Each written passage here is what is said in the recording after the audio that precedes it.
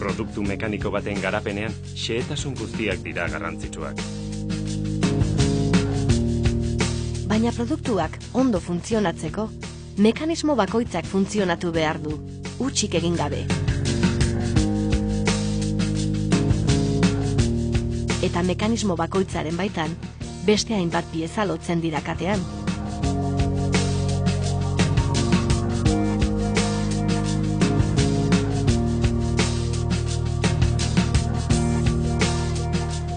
Pieza oro ezagutu behar du, haiek doitzen jakin.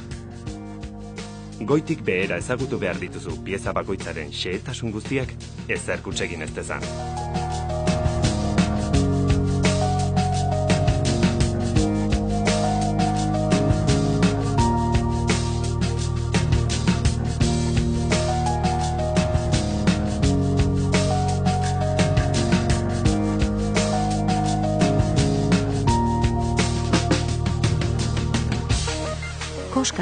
Koskarekin lotu behar duzu, ardatza zutabearekin.